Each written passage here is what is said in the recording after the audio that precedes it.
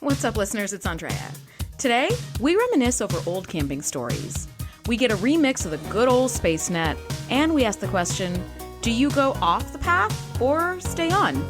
Come nerd out with us.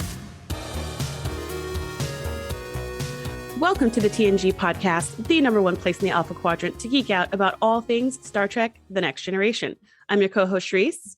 Hey, I'm Andrea. Shereese, today we're talking Season 5, Episode 2, entitled Darmok. This episode was written by Philip Lizebnik and Joe Minoski and directed by Weinrich Kolb. Picard is captured and then trapped on a planet with an alien captain who speaks a completely different language that's incompatible with the Universal Translator. They must learn to communicate with each other before a deadly planetary beast overwhelms them. So, what are your initial thoughts on this?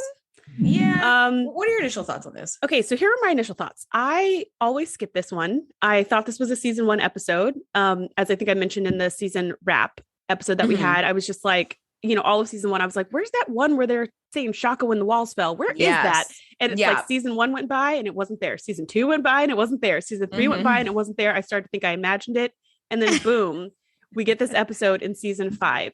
So since I always skip it, I had no idea what this episode was about other than somebody who talks gibberish, but I had no point of reference. However, I know this is one of the most frequently kind of referenced episodes as far as memes go. So I was like, maybe it's a fan favorite and maybe it's like really fun. And it's going to be one of those hidden gem episodes where I'm like, oh my gosh, where has this been? I can't believe I've been skipping it all this time. That wasn't the case, but that's what I thought going into it. I was like, maybe I'm going to be surprised. So I'm just going to look at this as a fresh new episode of Trek and just sit back and enjoy it. What were your initial thoughts? I mean, I feel like my initial thoughts were kind of the same as we talked about in the series for Wrap Party that we did a few weeks ago.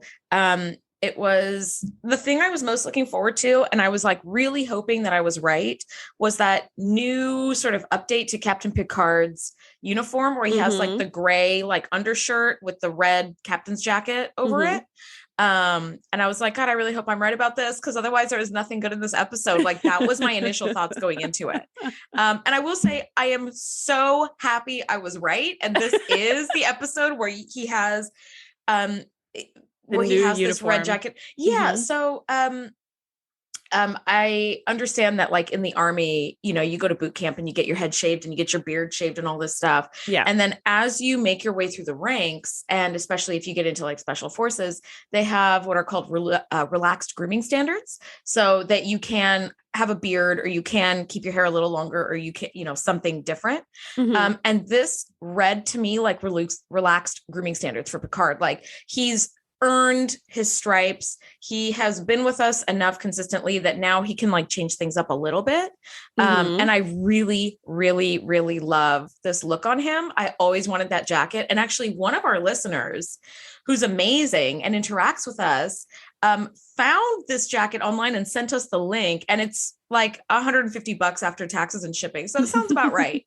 Thanks, Jeffrey. Thank you, Jeffrey. Yeah, it was amazing. We were like, oh my God. And I really want that jacket. And it's one of those things where I know it looks amazing in a Star Trek setting, and it would look really, really out of place, anywhere else. In your house near the beach in California. Yeah. Be like, why are you wearing a suede jacket? What the heck? A heavy AF red suede jacket with like black rubber shoulders. Yeah. But it looks so cool. It does look really cool. Oh my God. Okay. It'd be great at a convention though, because those things are always freezing cold. So you would look good and be warm. Yeah. Hashtag double win. Thank you, function and fashion. Anyway. So let's open this episode up, because I think the quicker we start, the quicker we'll end. So we start in the observation lounge, and Data's kind of giving the history of the children of Tama, which is the reference to these alien species who kind of speak nonsense.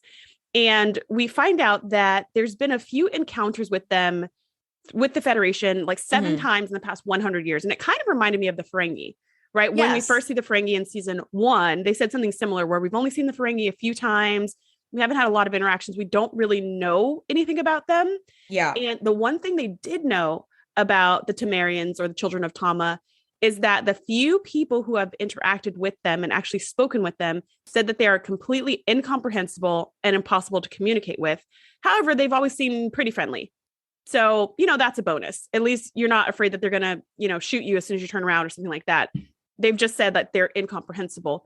To which Picard responds, well, when it comes to communication, all we need is a little bit of patience and some creativity.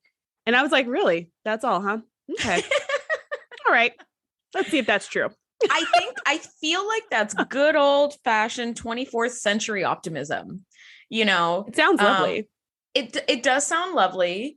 And I think he's not wrong, but you also, you need an abundance of time on your side, which they don't have. Yeah. So it's like, well, now what do you do? Because if they did, that would make this episode even worse. Yeah. Like, and they're spending 8 weeks trying to figure out each other's language. Yes. What Darmok and Jalada Tanagra effing means. Mm-hmm. So they do meet up with the children of Tom, or the Temerians. And they do, you're right. They have like good intentions. They seem to be trying their best to communicate. Troy is sensing just like an openness from them. Mm-hmm. And they keep saying things like Darmok and Jalada Tanagra over and over again. And Picard's like, this is Captain Picard from the Federation. Perhaps we could open some trade negotiations and have some sort of, Did you think it was funny that Picard was using like these college level terms? Yes. For people who are saying really simple words in a really random order. He's like, yes, perhaps would it be amenable to you if we were to meet in this? Like, what are you doing? Girl, Picard was breaking out. He was breaking out all of his $10 words to try to communicate. And I was like, no. Meanwhile, the Temerian captain has the right idea, or well, maybe not the right idea, but he has a very human instinct to say Darmok and Jalada Tanagra more slowly and more loud, right? Where he's like Darmok and Jalad at Tanagra. Yeah. Yes. That is something I've it's seen. like, okay. That's something I noticed a little bit later on in the episode. Picard was talking to the Temerian captain, and the captain didn't, and he was telling a story in English. So the captain didn't know what the heck he was saying. So then Picard just said it louder. Yeah. And I was like, more slowly. I don't get that. That doesn't make any sense. It's not, he doesn't have a hearing problem. Yeah. It's a language problem. But in any case, it's, you know why? Because we are programmed from a very young age to understand syntax. And so that, we think it must be a syntax error, that's the problem with the communication. So we say things louder and slower, but it's like, no, that's not the problem at all. Okay, whatever. But okay. Now, this captain, though, stands up and is arguing with his first mate and kind of puts him in his place and grabs the dagger out of the first mate's like uniform and holds up 2 knives and says Darmok and Jalada Tanagra, and then bam, transports himself and Picard down to the surface of the planet. Like immediately. And I was like, guys, why didn't you have your shields up maybe when you're interacting with a new race? I'm just saying. Yeah, I mean, you don't have to have your weapons powered, but some shields would be prudent just in case. You never know. I mean, there are alien species that have weapons that are not detectable by Federation sensors. So, I mean, it's reasonable just to have some weapons just as a precaution. Yeah. But no, they didn't. As soon as Picard gets transported off, they're like, raise the shields, raise the shield. Oh, he's gone. Yeah. Yeah, it really was just that fast. And they're not able to recover him because the Temerians have created a particle scattering field of the planet's ionosphere. So it blocks the Enterprise's attempts to beam the captain back. It blocks all transporter technology because they are going to figure this out on the planet one way or another. Yeah. Until it's the Temerian captain's orders for them to just be left alone to figure things out. Yeah. And I thought to myself, this is not a great plan. It's like when all else fails, kidnap. I don't think this is a great plan. No, or maybe it doesn't kidnap set to a your good precedent. No, it doesn't. It doesn't. And I just thought this is a good way to start a war. Yeah. Which, once we open back from commercial, is exactly what Riker says. Like, I'm surprised they didn't fire on them immediately. Like, where is our captain? What did you just do? Yes. Yeah. You know what? We already know that Federation ships can fire phasers at level 6, which is the toast setting, because because Data did it with the Romulans. Yeah. So you could just, it's like a light tasering, you can let the Temerians know you mean business without breaking into full scale war. A shot across the bow. Absolutely. Now Picard finds himself on this planet's surface. And I discovered that it was shot in Griffith Park in Los Angeles. So another place that we could go and visit, which is super cool. That is cool. I've been to Griffith Park and I would hate to get lost in that place. Yeah. That was my only thought when I was there. I was like, stay on the trail, stay on the trail, stay on the trail. No one will ever find my body. Like something you would say. And I'm It like, is, yeah. I'm going to leave these markers and I'm going to wander off. I'll be back in a day and a half. Bye. So me. This is why we don't go camping together, people. This right here. Which actually, I will tell you, listeners, Shereese and I have gone camping a few times. We have. And we had a man stumble into our campground who was like, appeared to be drunk and disoriented in the middle of the night. And it turns out he wasn't drunk. He was like off his medication. He was elderly and he had fallen and taken a tumble. He was disoriented because he had gotten hurt. And I went over and I was piecing together this man's story to go to the campsite that he belonged to like get his people to come pick him up. And Shereese grabbed her jacket at 3 a.m. and just went to her car and locked the door. And I went, okay, so we can't count on Shereese right now. I totally did. Here's the reason why I did that though. There was like 3 people around him going, what happened? What happened? What happened? And I was like, seriously, one more person? Although in hindsight, I didn't think about how that would look to other people, but I did think about how I would feel if I was trying to help and someone else walked up and was like, but what happened? And I'd be like, look, we already got the story. Okay. We're handling this. We don't need more people standing around staring at us. So yeah, I did it from a point of not irritating them. But in hindsight, I guess it would have just irritated me if I was them. So Shereese, now I know. Absolutely, guys, grabbed her crap, went to her car, locked the door, and stayed there till sunrise. But I didn't drive away, so there's that. Well, your car was blocked in, if I remember, so that was nowhere. That is actually correct. My car was trapped behind other cars. Meanwhile, I took like my Bowie knife and I walked over to that other campsite. And if you remember, Shereese, there was another gal with us. Yeah. And the older gentleman who had been hurt was like, I'm with my stepson, Jared. And so it's 3 a.m. and this girl is going, Jared, hello.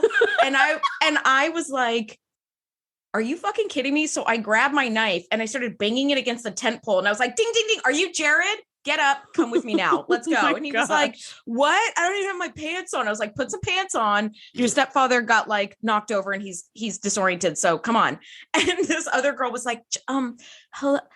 Good morning. Is there a Jared? I don't remember any of that. I wasn't a part of any of this. Yeah, no, because you were already in your car. I was in my car. So, yeah. Yeah, no. So, anyway, so I do know when you say stay on the trail at Griffith Park. Stay on the effing trail. Yep. You wouldn't. Otherwise, you'll get attacked by some bushes or some kind of electricity monster. An electricity monster. We have an electricity monster again. Nothing good happens off the trail is my take home message. That's Oh my God. Meanwhile, I'm like, right? Like I'm just exploring. Anyway. All right. Man. Back to the story though. Now Picard and this other captain are like looking at each other. And the other captain is going Darmok and Jalad over and over again and holding up these daggers. And Picard's like, what the F is going on? And he ends up like kind of throwing the knife to Picard in the dirt. And Picard picks it up and it's like, no, I'm not going to fight you. And he like throws the knife back. And the other captain's like, gah, like just so irritated. Shaka, when the walls fell. Yes. And I don't get the sense, and I never got the sense from this captain, that he was trying to fight with Picard, right? It didn't because feel like if he a Klingon aggression thing. Yeah. If he wasn't doing a very good job.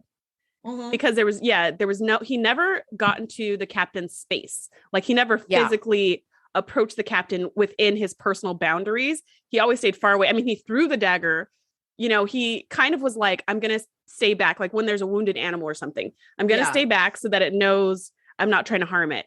Yeah, I never got the sense either that there was any kind of aggression or anything like that. However, kidnapping someone and taking them to a planet would bring me a lot of big question marks. So I could see him being worried, which is why I don't understand why he threw the dagger back. I was like, no, man, keep that. Like, yeah, I see you're trying to, you're held against your will. You may need that at some point. Maybe hold on to that. And if he wanted to be aggressive and was going to fight you, wouldn't you rather have a dagger in that fight than not have a dagger? And he has 2 daggers in that fight. All you've got is a dope as fuck jacket that you don't want it to get stabbed and holy. So just, keep the dagger. It's really expensive. We don't want tears and rips in that bad boy. No. So it's Darmok and Jalad over and over again. He's like, I don't know what that means, which I mean, understandable. Now up in orbit, Riker and the team are trying to understand the Temerians, but they keep speaking in these like riddles and proverbs and like seems like metaphors. It's like what is this? And And I do love that there's this very realistic moment where down on the surface of the planet, it's now nightfall.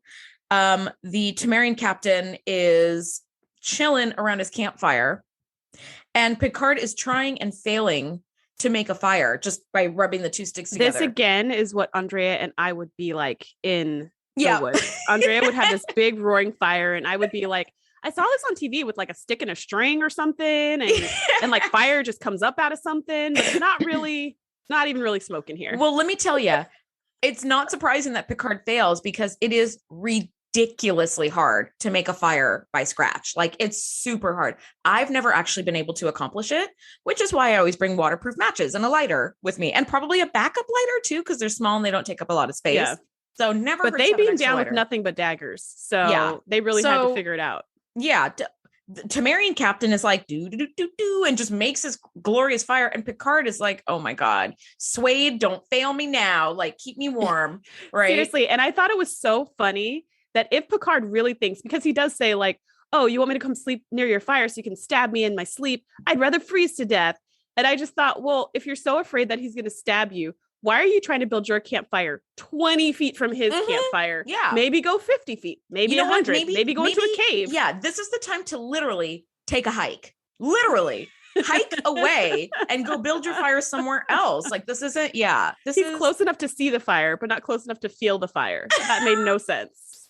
It's just torture. It's torture. And I have camped extensively, and I have camped in places that were very wet and there was no dry wood anywhere to be found. And so you just sit around a smoldering pile of like wet wood, and fire is the difference between life and death when you're outdoors. When you're freezing and it's just sort of this sputtering little smoking thing, it's awful. It's awful. And also, morale is really, really important when you're in survival mode. So with low morale, things go south very quickly. When you do get fire, it's like the difference between night and day, where you're like, oh my God, I can be warm. I can make food.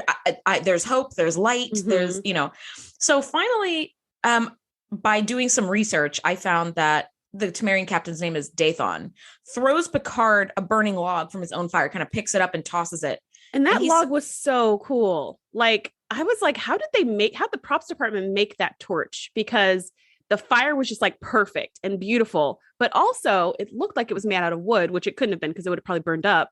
But that was just a beautiful prop. No, I actually thought it was real. I thought it was real because because I've been camping before with like this family that showed up like a few campsites down, and it was pouring rain. And so they didn't know what to do. And I actually just picked up some logs of mine, because like the wood is sticking out of the fire. So there's a part of the wood that you can grab that's cold. Yeah. So I would just pick it up, and I brought like 2 burning logs over and helped them start a fire. And they were like, oh, thank God. But yeah, you could just pick it up and like carry it, because a whole thing of wood like that will take 45 minutes to burn all the way through. So it was just sort of in its process. I actually didn't think twice about that. I was like, yeah, that's what you do. You just pick up a log and bring it over, pick up a burning log, because only like half of it is burning and the other half is like cold. But he says Temba with his arms wide, and Picard's like, oh, maybe this is like giving and thanking, or like, and Dathon is like smiling, where he's like, his arms wide, like, come on. And Picard's like, giving, taking, thank you. Okay, thank you. Right. And there's a little like glimmer of hope, which I was like, okay, cool. Now, up on the bridge, Riker is still trying to figure out how to get Picard back. They can't get through this scattering field. They can't use any transporters. So Riker orders Worf to take a shuttle and some random woman and go down to the planet. Yes. Someone we've never seen and we never see again. And I thought to myself, oh no, she's not going to make it back to the ship. That's what I thought. I was like, it's a face I don't recognize. I don't think she's going to make it. Something terrible is going to happen. And Worf's going to come back with her corpse, and he's going to be like, she was on my team for 3 years. We were so close and all this stuff. But it is my duty to protect her or whatever. But that didn't happen. They were totally fine. They were totally fine. Yeah. But that's what I thought. I was like, oh snap, what's going to happen? As Worf and Rando are getting closer. It's Ensign Rando. As Worf and Ensign Rando are getting closer to the planet's surface, like kind of to the ionosphere, the Temerians fire this perfect beam just at their nacelle, just one of their nacelles. And it's enough to not stop them from moving, but they can only move very slow and they won't be able to take off from the planet. And the whole idea was they need to go to the planet, get the captain, and come back to the ship. But because their nacelle was damaged, they would be able to land on the planet, but they wouldn't be able to take back off. Or they could go back to the Enterprise and land, but they won't be able to take back off. So they were like, yes. The Riker was like, all right, turn around, come back. And they all were kind of talking and they were like, wow, that shot was not, I mean, they could have easily destroyed the shuttle and they didn't. And really, they just wanted to keep people from interfering with what's going on the planet. So they're still kind of like, and you know, Worf is like, we got to fire, we got to shoot, we got to fight them. And they're kind of all like, are the Temerians hostile or not? And this question is going back and forth and back and forth. And we're not sure because they weren't stopping the shuttle at first. They showed no signs of stopping it. But when it got too close, they fired. But when they fired, they didn't destroy it. So you're like, I don't know. What is their intentions? And trying to communicate with them was just, it didn't work. It felt a lot like, you know, you're baking cookies and somebody tries to sneak a cookie and you swat their hand away. You're not actually trying to hurt them. You're just trying to stop them from doing that thing. And that's very much what the Temerians felt like to me. Where I was like, okay, so they're like, the ship isn't damaged. They could have really damaged us, but they didn't. So I don't know what's going on. Now, Geordi does this diagnostic of the Temerian particle scattering field. And did you notice that diagram shows this like extremely concentrated little beam that's like the scattering beam just right above where Captain Picard and Dathan are. And I was like, listen, it's Space Net all over again. It's like literally the width of an effing needle, just straight down. It's like, just move like anywhere else. 200,000 kilometers away. Yeah. And you could beam from somewhere else. Like you don't need to. And I guess maybe it's the threat of like the Temerians have like comparable technology so they could just follow the Enterprise, maybe. But I was like, can't you just go to another location and just beam the captain up from there? It's like a bouncer trying to stop you from getting into a club, but it's an open club, like a park. So you're like, okay, I'm just gonna go over there and get in. Like it's not. No, I didn't notice that. I pictured in my head that their scattering field covered the whole planet, not just like 20 feet in a square, that's what I thought square as well. Around their heads. That's what I thought as well until I saw that diagram and I was like, motherfucking Space Net all over again. Just go around. So yeah, that makes no sense.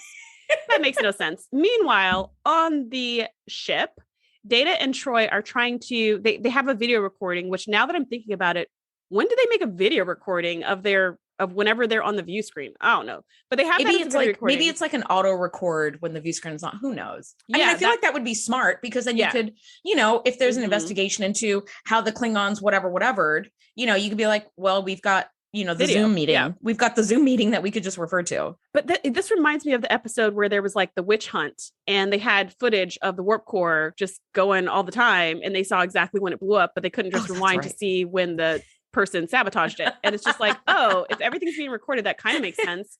But then like it's only recorded when we need it. Okay. Meh. It's just detecting motion. So maybe it's the like warp core detection motion camera. Sure. And we record everything on the view screen. Let's just say that's true. So they're looking over the footage and they're trying to break down the linguistics, which made me laugh because it reminded me of the episode when Troy with the Shellyak and Troy was like suddenly an expert in linguistics. And we're like, I saw that they brought that card. They trotted that tired, ragged old card back out where they're like, just throw Troy on it. We don't have a person for this. She could do it.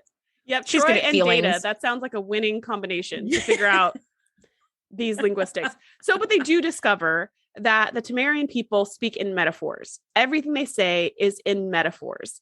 And so, and this is like fast forwarding a little bit. We're skipping a few things going on the planet. We'll come back to that. But they discover that they all speak in metaphors. And when they bring this to the rest of the bridge crew in the observation lounge, Riker's like, perfect. You've cracked the code. You figured it out. Let's go and talk to them. To which they respond, that won't work at all because we don't understand any of the metaphors they're using. Yes. We know the words, but we don't know the grammar or the syntax or anything. Yep. So they're kind of back at square one. Yes. And they sort of give that example that's really good where they're like Juliet on her balcony, where it's like that could be youth, it could be love, it could be romance, it could be entertainment, it could mean a lot of different things, right? But if you've never heard of Juliet, it doesn't mean anything. You wouldn't know anything at all. Now, I haven't done a deep dive in a while, so I figured I would dive kind of deep into languages. And the information I got just from one website alone was staggering. I pulled out a few tidbits that hopefully won't make your head spin, but there is just so much to understand a language on its own. And I was Googling things like, how do two different languages learn to communicate with each other? Or like, now here's some stuff. A phoneme is the smallest unit of sound that makes a meaningful difference in language. So for example, the word bit has 3 phonemes, b, it, and t, right? Those 3. Mm-hmm. In a spoken language, those phonemes are produced by the positions and the movements of our vocal tract, our lips, our teeth, our tongue, our vocal cords, our throat. Sign language is defined by the shapes and movement of the hands. And there are hundreds of unique phonemes that can be made by human speakers, but most languages only use like a little small subset of those possibilities. So the English language contains about 45 phonemes, which I was like, oh, okay. But other languages have as few as 15 and others have like 60. So it kind of, there's sort of a range. Mm-hmm. But syntax is the set of rules of a language by which we construct sentences. So each language is a different syntax. And for example, in English, our syntax requires that each sentence has a noun and a verb, right?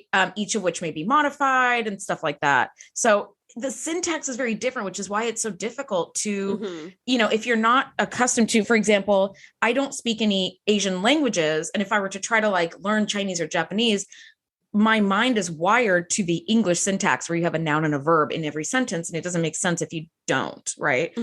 Now, words do not possess fixed meanings, but change their interpretation as a function of the context. So we have to have contextual information, including the knowledge that we have and that we know of other people, nonverbal expressions, all this stuff. So syntax can be correct, but interpreted in ambiguous ways. So I have a few examples. These are headlines from newspapers. Farmer Bill dies in house. That could mean a farmer whose name was Bill died in a house, or like some legislation dies in like the House of Representatives, right? The farmer bill dies in house. Milk drinkers turn to powder. That like those things, like those sentences can use correct syntax. It has a noun and a verb, it has modifiers, but the interpretation is super ambiguous. Or grandmother of 8 makes hole in 1. Like things like that, where you're like, I don't know for sure what you're trying to say. So it just makes it so complicated to try to understand each other. So, Dathan and Picard trying to understand each other, where luckily they are saying words in English, but there's no context. Yeah. So the universal translator is making it so the language we hear is English, but you're right. There's no context and we don't know the stories behind the metaphors. We just know that they are stories. But if we don't know the whole story of the battle of such and such, then one phrase from it means nothing. Yes. So this feels like a very impossible mission with all the patience and imagination in the world. If you can't figure out their mythology, which you can't because they can't tell you. Yeah. If you can't crack the code, you can't do anything. It feels very, World War II with the Enigma, the German Enigma. And like if you can't figure out what the code is, you can never crack the code. You can't crack it. It's impossible. Now, what makes this even more difficult is that there's some sort of electricity monster on this planet, which we haven't had in a while. We haven't had an electricity monster for a while. And I was like, okay, it's nice to see a familiar-ish face-ish, but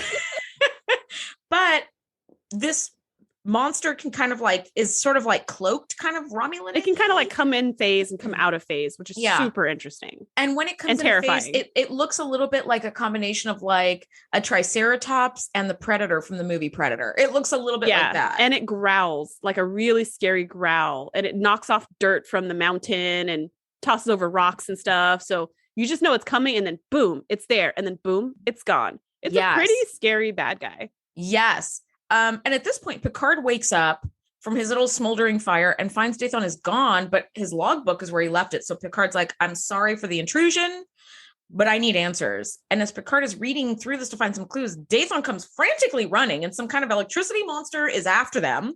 Yeah. Right. And he hands him a knife. Take the dagger. Yeah. And Picard's like, I don't want it. And he's like, ugh. Yeah. And then you hear like this growling. And then he's like, all right, I'll take it. Yeah. He's like, on second thought, I will take this dagger. Now, this monster is like, pew, pew, pew, like coming closer and closer. And this is the moment that Geordi and Ashley Judd decide to try this like transporter trickery, and they start trying to beam the captain back aboard, but it's at the worst time. And Dathan has given Picard a knife to help defend himself, but as Dathan is being like horribly attacked, Picard is being like beamed off. Away, and Picard's like, going, no. Yeah, while he's being like half beamed, half not, because they're still trying to get him through the scattering field. And they even said, like, if this doesn't work, it's going to be bad because the Tamarians will know what we're up to and they'll just like redouble their scattering field or whatever. We won't be able to try this again. So like, you have to get the captain. The captain's like, no, because he just sees Dathan being pimp slapped by this electricity monster. And you're like, oh, he's not going to make it. He's not going to make it.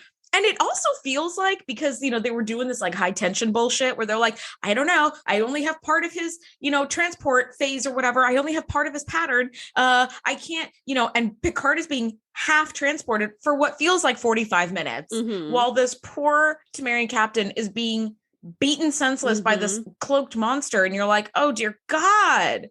And like Picard makes it back to the planet because they couldn't quite get him out. Yeah. And Dathan is in bad shape, and I felt so bad for him. I was like, no. Even when Dathan wasn't being beaten to a pulp, those daggers were useless. Like the daggers did nothing against an electricity monster. It's like trying to stick a fork in a socket. You're just gonna hurt yourself. Yeah, I feel like phasers would have been a better call in this scenario, not knowing if the Tamarians have such a thing. But I mean, they have cool laser beams they can shoot at a shuttle, so I don't see why they wouldn't have handheld ones. But the daggers were completely useless against this particular monster. So they really never stood a chance. But for some reason, after the monster beats the crap out of Dathan, it's just like, all right, I'm good now, and it just leaves. So then when Picard beams back fully to the planet, the monster's gone, and he runs over and he's like, no, and you know, somehow he built a fire this time. We don't know how. And just kind of like sits with him around the campfire and just kind of sharing stories and trying to understand one another. Yes. And we finally start to piece together some understanding of this language. Dathan kind of explains Tanagra on the ocean. And Picard's like, Tanagra's a place on ocean. Oh, it's an island. It's an island. So Darmok was on Tanagra along with Jalad. And so Dathan kind of asks Picard for his own language, and Picard's like, well, you're not going to understand anything I say. Well, and he tells him the story of what the heck that means, because he's been saying that from the beginning, and we've been like, whatever. But he finally, you know, Picard pieces together what happened. So Darmok went to this island. Jalad separately also was on this random island, and there was a monster on this island, and the two of them came together to fight the monster, and they killed the monster, and they became friends. Yes. The two of them left the island together as friends and went off into the sunset. Yes. So then it's like, oh, and Picard goes, that's what you thought would happen with us. If you and I came to this planet, you knew there was a dangerous monster. If we could kill it together, that would bond us. And then that would create friendship, which was the whole thing that the Federation was trying to do, is we want to be friends. We want to make peace, but they couldn't communicate. And since the Tamarians couldn't communicate, they thought, let's just show rather than say, and we'll experience this special bond together of killing this monster. And then we'll be friends forever. Yeah. But unfortunately it didn't work out. And, you know, they said Shaka when the walls fell, which was like a failure. Like it failed. Yeah. However, the gesture meant everything. And Picard totally got it and was like, you know, if I survive, you know, I'll tell everybody about what you tried to do here. But he already knew that it wasn't looking good, that this Tamarian captain was going to make it. Dathan he's got like white blood coming down his head, which, by the way, that alien makeup is so great. And the costume, it's really good. So good. Very believable. So Picard tells the ancient story of Gilgamesh, which I thought was very interesting. The story of Gilgamesh and Enkidu is from one of the world's earliest known literary works, a Babylonian poem entitled The Epic of Gilgamesh, which was said to have been dated from around 2150 BC to 2000 BC. So the story is over 4,000 years old as in our time now. The story of Gilgamesh and Enkidu at Uruk itself is like a metaphor for the situation of Picard and Dathan at Eladrel. Two people, initially combatants, come together and become friends and fight a common foe, and a battle in which one of them is struck down and the other mourns his loss. And as he's telling this story, the captain seems to be kind of at peace and dies, you know, by the end of the story. And it's like, oh no, you know, and Picard has to mourn his loss. And I thought it was just super sad. I thought it was really sad. So it was actually shocking for me when, you know, back on the bridge, Riker's like, okay, and Beverly's there too, and saying the life signs of the Tamarian captain are failing. And then Data finally says the life signs are gone. And Riker's like, what about Picard? Oh, Picard's fine. And Riker says, now the Temerian ship must have sensors just like ours because their technology is comparable with ours. So they see that there's danger. They see that there's a problem. Why aren't they doing anything? Why don't they make this stupid scattering field go away so that they can rescue their captain who's clearly injured? And I had the same question. I was like, it's one thing when the monster's coming. This is, they're supposed to fight together, all the stuff. But if he's like on death's door, we're not playing this game anymore. We're getting our freaking captain back. We are going to recover him, put him in sick bay. We'll find another way to communicate with these people because this strategy didn't work. Right. Yeah. So the next day when the sun is up and Picard's putting the dagger back in Dathan's sheath and then like laying his hands over his chest, I was like, wait a minute, he's dead? He's not just like passed out? Like, no, he died. And I just thought, this is awful. And why aren't the Temerians dropping the scattering field? Their captain is dead. How do they know when this game is over? How do they know when it's worked? Was the captain supposed to signal them or something?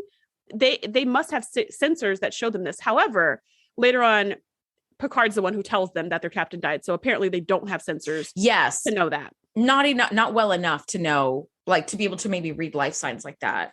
Now Picard is laying Dathan to rest and the monster has returned at full force. And I thought to myself, I understand the ceremonial implication, where you give the warrior his dagger, in death. But I was like, no, don't take it. You might need to. I mean, it might be useless against the monster, but let's not go reducing your odds. And Riker at this point has had enough of their bullshit and fires on the Temerian ship, knocking out that particle scattering beam and beams because Picard they realize out. that monster's coming back and is about to attack Picard. And they're like, he just killed the other captain last night. We're not doing that. We're not too worried about maintaining peace with the Temerians at this point.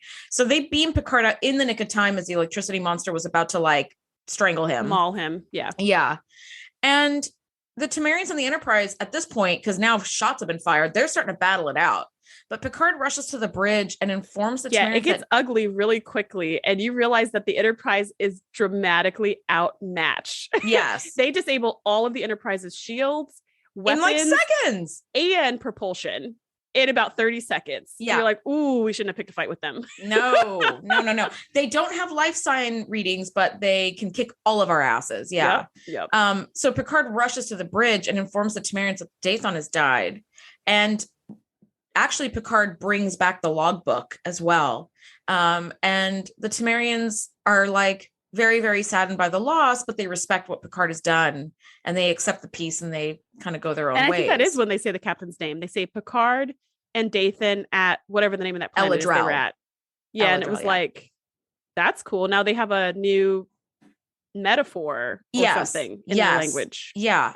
And, Picard does realize like, you took this Darmok and Jalad at Tanagra story from your past and you tried to make us live that in the hopes that we would communicate as well.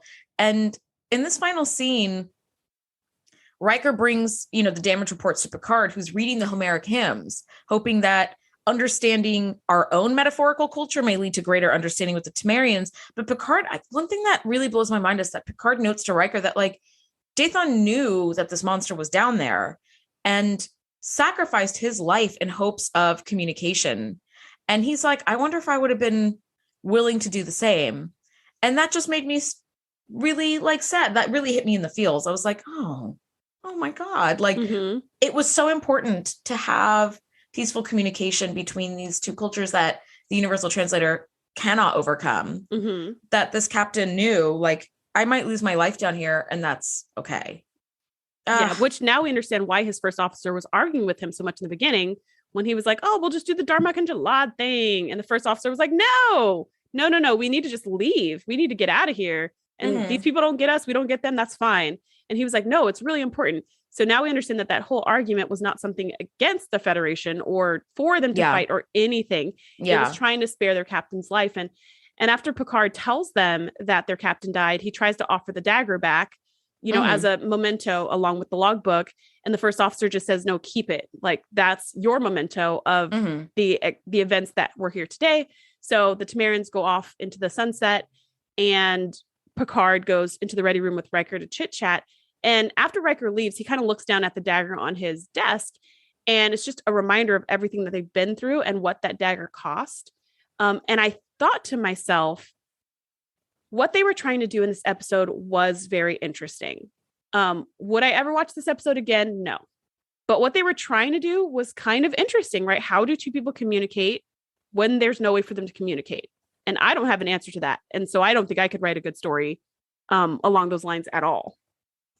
Well, it's so funny that, you say that, because very rarely do I find myself in a position where I have initial thoughts about an episode and the final thoughts are very different. I'm actually so happy to have been wrong about my initial thoughts on this episode. By the time this was over, I really, really loved this episode, because I think in the concept of traveling the stars, it's a very real possibility to run into a culture that has vastly different communication that's like incompatible with our own. So what do you do? Mm-hmm. Yes, this episode is very frustrating to watch, but I think it feels that way because the writers did such a wonderful job at translating what Picard and Dathan were both feeling. Right. So their inability to communicate translates to us as viewers, where their frustration becomes our frustration. Mm-hmm. Right. And like Riker and company being up in orbit and being at a loss as well is like everything we're trying doesn't work. Now what do we do? Like, that's exactly how I would feel. And I like that the writers did such a wonderful job at making us feel what they're feeling. It feels impossible to find new episodes to love in a series that I've seen a million times. But I'm glad that like we're doing this podcast so that I can, I have to go back and watch episodes that I normally skip, because I wrote it off a long time ago. I remember watching it once and I was like, that was dumb. And I actually think that this episode is really beautiful and really deep. To me, the tragic loss of the captain is even more so impacted by the fact that we never really see the Temerians again. So this captain died and was willing to lay down his life to have peaceful communication with the Federation. And then we never see them again. So I was like, did it work? We do, but it implies that we do, because Picard said, now they are a part, like now we can communicate with them. Yeah. So he says something to that effect of like, we'll send some other people and we'll have communications with these people. So he does imply that a relationship continues, even though we never see them again. That might be a good one to get a Where Are They Now? I would absolutely love a Where Are They Now? Writers of Lower Decks, you might want to bring these aliens into the episodes. I'm just saying. Yes, writers of Lower Decks, engage. Yeah. I would love to see Mariner being really irritated by, what does Shaka when the walls fell mean? Like, she has learned nothing, right? Anyway, that was my final thoughts. I was actually really, really happy with this episode. And I tell you, I was not thrilled going into it, but I'm really happy that it was really deep and beautiful for me. Next week, we're getting a new crew member. We're breaking down season 5, episode 3, Ensign Ro, which I'm really excited to talk about with you. Totally. This is one of my favorite episodes. Oh, yay! So I'm really excited. Well, I guess we know what your initial thoughts are going to be. Guys, thank you so much for listening. We will catch you next week. Bye. Thanks for geeking out with us. Be sure to join the crew at thetngpodcast.com to be the first to know when we do our live shows or host events exclusively for our members. We'll see you next time.